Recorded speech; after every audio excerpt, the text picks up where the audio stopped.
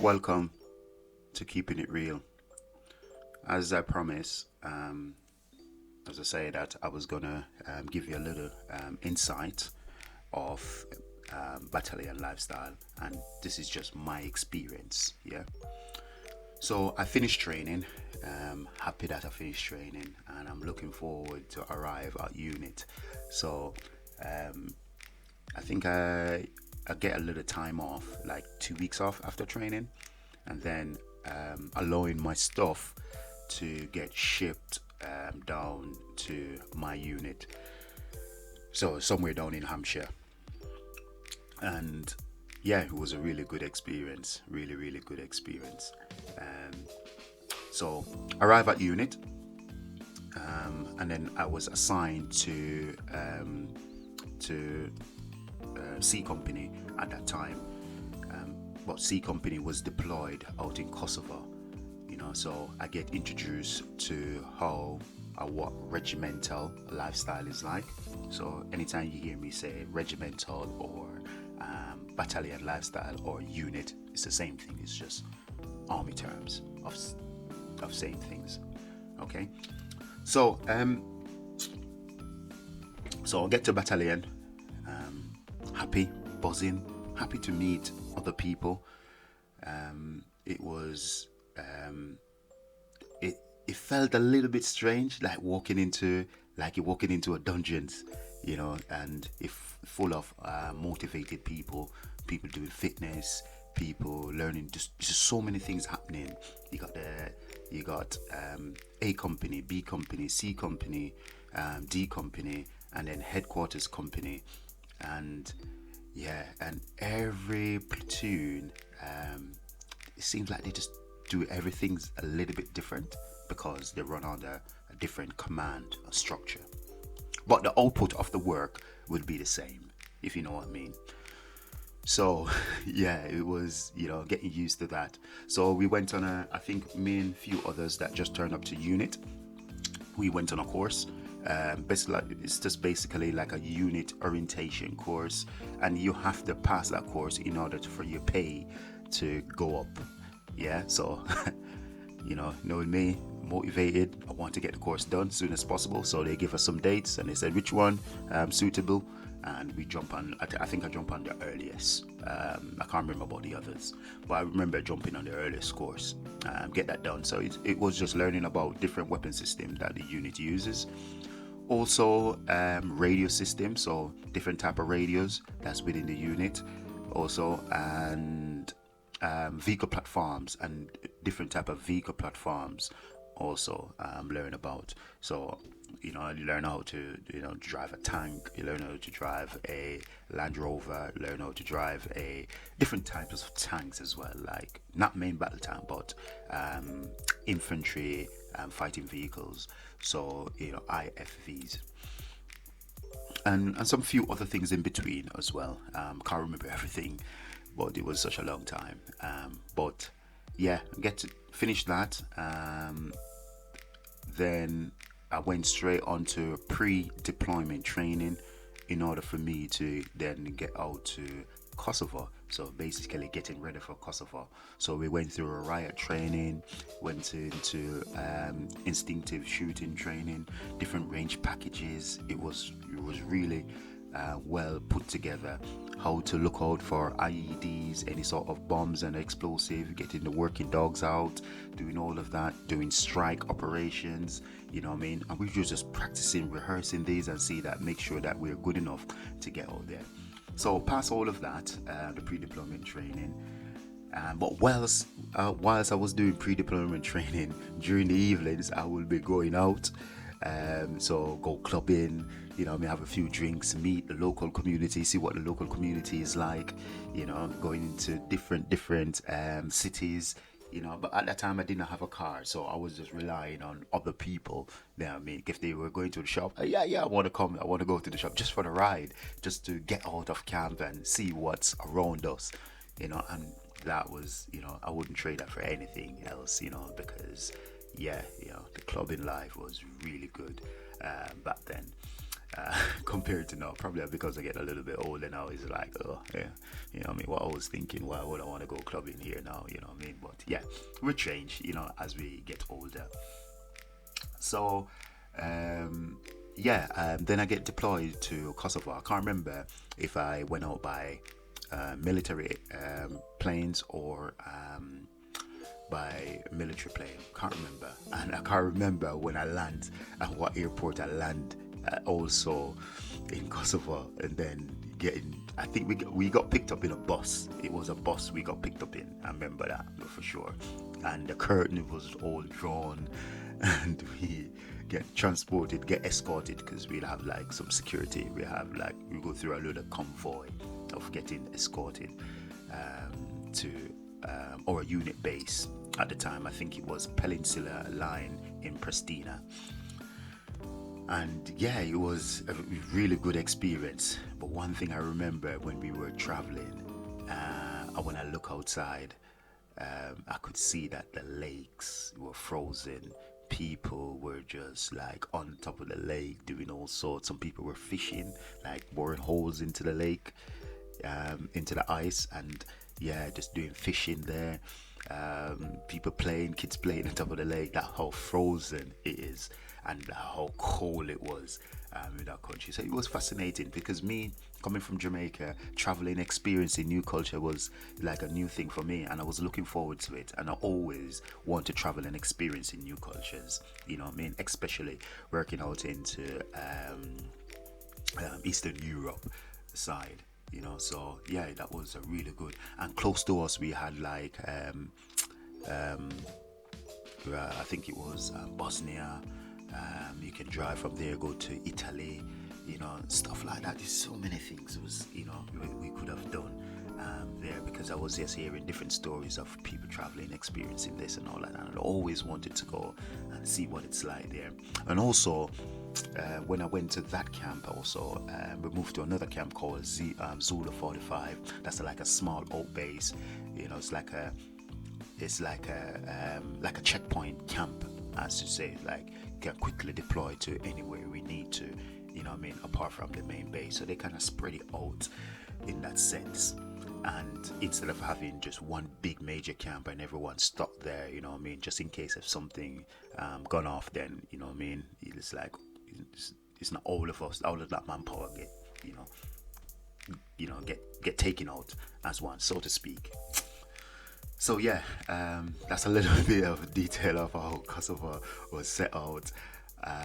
So during my time in Kosovo, then I'm just giving you a little bit of snippets of what happened and what we've done out there. So get introduced that evening when I turned up. I got introduced to what that camp is like. Running routes. Welfare facilities, our accommodation, our cookhouse, and a few other stuff that they've got there. And it was a decent setup, as I could remember. Also, they've got a few shops that does different things out there, and things was really, really cheap out there. It was pretty cheap. You know what I mean? So I felt like a millionaire, but you just don't want to spend all your money because at the end of the day, we have to have a future plan, and I was saving my money out there, but buying stuff that I think my family would like, my brother and my mom and stuff during that time. So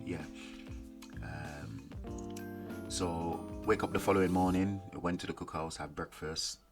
When I say cookhouse, it meaning like a dining area or somewhere we eat and stuff. So that's what we call it in the British term, or canteen, in other words. So I went out on my first patrol. I don't know what I was doing, but I was freezing. When on that patrol, looking back at it now, I don't know how I got through that. But just mental resilience, start kicking in and do what you got to do, looking professional. Because you're in the British Army, isn't it? So you got to just do, just improvise, adapt, overcome the situation. And I remember we went on patrol, so we sat in the briefing room and we get intel that yeah, there's weapon cache in this area, and we need to show our presence and go and search these places. I don't want to go into details of what you say, but it was strange, searching these places. I don't even want to say it on here, because I don't want to go into that level of details, but because I don't want to give away any sort of TTPs and stuff like that. So yeah, so that was patrolling into the city center, or little town center, whatever they call it. It was just so weird, just looking at you as a black person. They're just staring at you, and people want to sell you stuff, and the threat level was quite high at the time. But that doesn't mean that I was blasé to it, meaning like I don't really care. It's not that I care. I gotta be on my P's and Q's, and conduct and just be professional at the end of the day. And finished the patrol, came back in. I think we did numerous vehicle patrol or mobile patrol, by vehicle, or by just doing foot patrols in around the city and up in the mountains and stuff like that, testing our communication systems and all sorts we were doing. But I was a private soldier, and I was just like, whatever, anything that we were doing, I'm just doing it. That was it, and that was the mentality. And things kind of get cooled down in the country, I can remember, and then we start doing these field exercises out in the snow. I remember did a sniper pre-selection course there. Oh man, just doing stalking in that snow, camouflaging myself in that snow, crawling around, sleeping out in that snow. Wake up in the morning, I wake up in a puddle, right, because my body heat melted the snow. It was crazy. Digging my shell scrape at night, and then just wake up in the morning in a big puddle. All my kit was wet, sleeping bag wet. And it was like, it was a bad experience, and we just had to just soldier on and just get on with it. And all I know that it was just cold. My toes them were numb, my fingers, they were numb. I couldn't feel them, but I just didn't complain about it. I just crack on, because if I'm feeling this way, what about the others? They're feeling it too, but they're not complaining. All they say that it was cold, and just drink some coffee and drink some tea, get your body warmed up, ready for what's coming up next. I just wanted to move. I wanted to walk around. I wanted to, do so many things.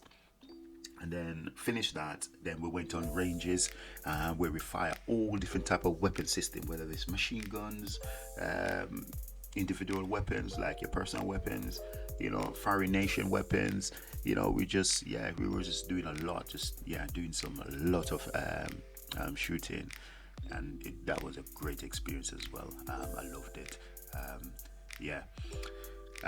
After that, we planned for strike operations. So there is an intel came in that we need to go and lift this person, meaning that we need to go and detain or arrest this person. And he's a high value target, so we need him for whatever stuff he's done. So we were prepping ready with the SF, ready to go and get this person. And the intelligence was on him, but we want him inside the house. I remember we want him to be inside the house. We don't want to do it out on the street, blah blah blah, because of the risk of a lot of confrontation, and we just want to do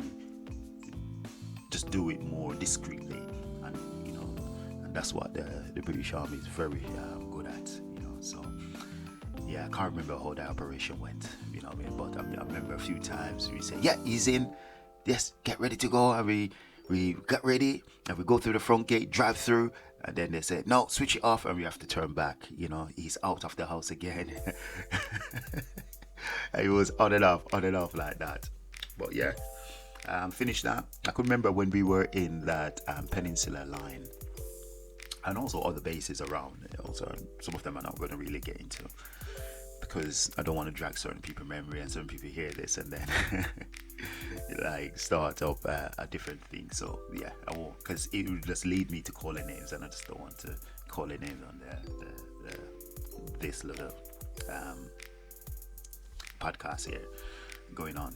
So yeah, during that camp life in Peninsula, like every day without a beat, without a heartbeat, we get up and do fitness no matter what the weather was. It was freezing, we're still in shorts and t-shirt, we're going out and we're doing running. We're running around this camp and we're just doing laps. And I'm like, when is this gonna even end?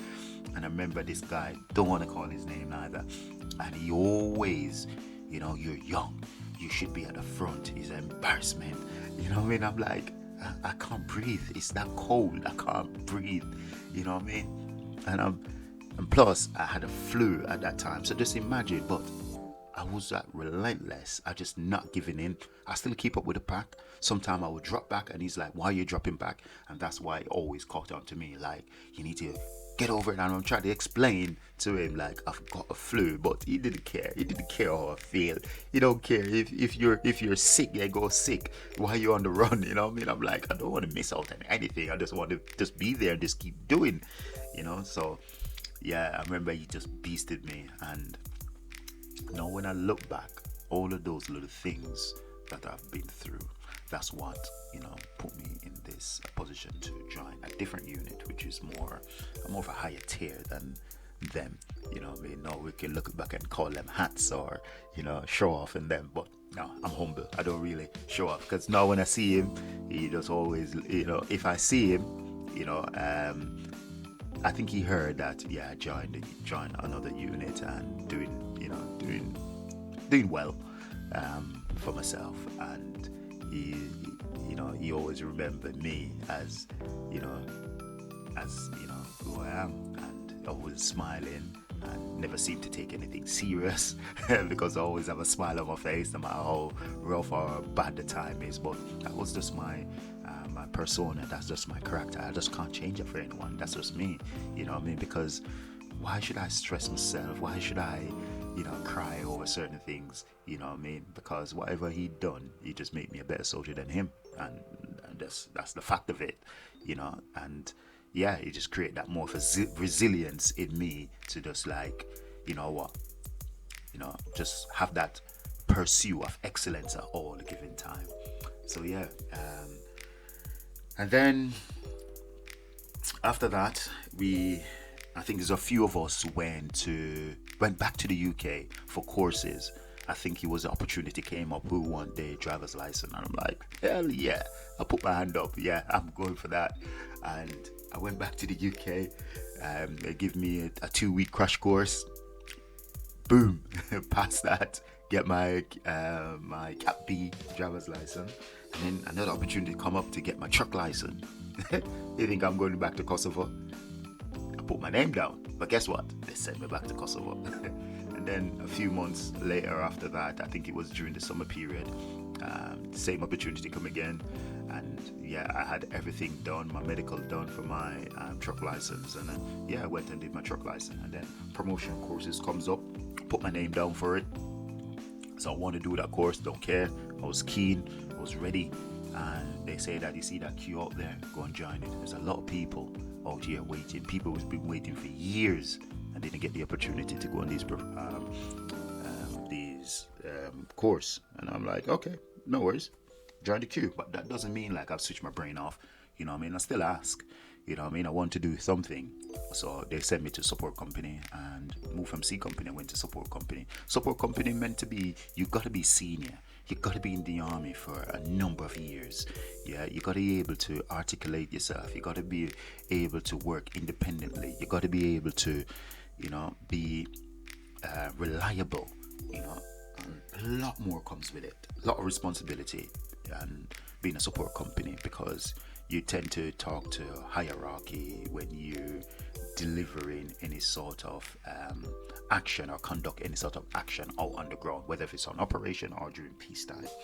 So you're just having those confidence, and I got selected for it. So, and I went over there, and yeah, and I did well, and I went on to do my promotion course. Didn't get promoted straight away because there wasn't any vacancy, but I had of course done glad it's finished all the way. Yeah, it was a little bit of beasting, you know what I mean, cheeky course. When I say cheeky, it was hard, you know. So yeah, finished that, and then a few years after, I think it was a couple more years after, then I went on to like a specialist school courses, you know, where you've got like snipers, machine guns, anti-tanks or javelin or whatever they call it, recce, which is more like surveillance, different type of surveillance. They do a lot of courses down there, like radio operators, and yeah, they do a lot of courses down there.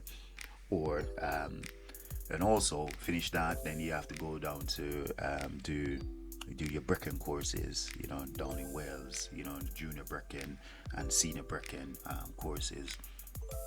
Yeah, seize the initiative. Yeah, that's you learn your field craft, you know, like tactics, you know, and really, really good course. How to plan, how to execute your plan, how to conduct ambush, different type of ambushes, how to carry out attacks, you know, whether it's clearing a building or, you know, as a group of men or one body of men, or there's a ton of things you learn. Deliberate action, standing patrol, fighting patrol, advance the contact, recce's conducting, different type of recce's, area recce, linear recce, ambushes, area ambush, linear ambush. You learn a lot, you know, and it was really, really, really, really good insight for myself. Doing all those courses, and yeah, so finish all of that.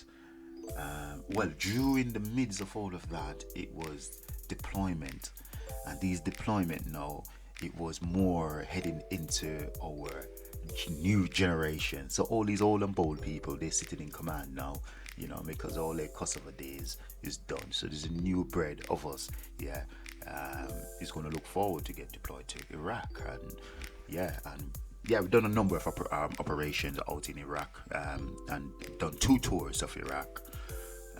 Not going into any details of that. That unit, they have lost quite a few people as well out on that operations. Well, certainly I can talk about the area. So we were in Alamara, and then on the second operation we went down to Basra. What's the other place again? Shaiba Log Base as well.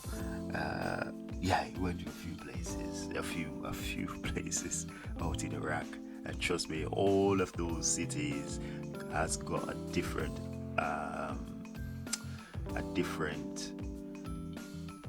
experience. Different experience. Moving from Alamara to going into Basra Palace. This is one of Saddam Hussein palace. Man, when you look at that, it's a palace. Just the name of it says everything. Gold pipe top, gold face basin, gold door handles, like real gold. Trust me, there was a lot. Prestige. The palace was really good. This is a lavish lifestyle. Good experience there as well. And then from that, then we went out into the deserts. Into the deserts of Afghanistan. We call it there. So we have 2 different areas. You got the green zone, and you've got the desert. And obviously we operate in the both of them, or up into the mountains, of Afghanistan. I remember they push, like tactically, they push all the Talibans up in the mountains and then let them. I ain't going to go into much details about that, but yeah, it was so strange, strange. But yeah, that was my experience, moving from one regiment to a lifestyle, and then moving on to a special operation, a lifestyle. Which I'm not going to go into many details, because currently still inside of it, still doing my stuff, and yeah, people are operating in many different countries, and I don't think we're authorized to talk about those things. So yeah, we leave it as that, and then hopefully look forward for some more insight of my life and experiences in the British Army, and looking forward to share those with you. And yeah, hopefully someone could get something out of it, and understand some of it. And then anything particular that you want me to talk about, then yeah, feel free. You either can hit me up on Instagram, or just drop a comment in the comment box. Also, like, share, and subscribe to my channel, because the more you engage, then the more content I can put out, and yeah, there's a lot more I can share with you, and some some cool stories and some funny stories with other Jamaicans that was out there. Don't really want to call a name out on here, because some of it is it's embarrassing, but back then, even though if we should link up and we talk about it with those guys, there were like funny times, like, yeah, they would laugh about it, but it was just serious things happening out in them countries. But yeah, feel free, take care, and yeah, looking forward to drop another experience.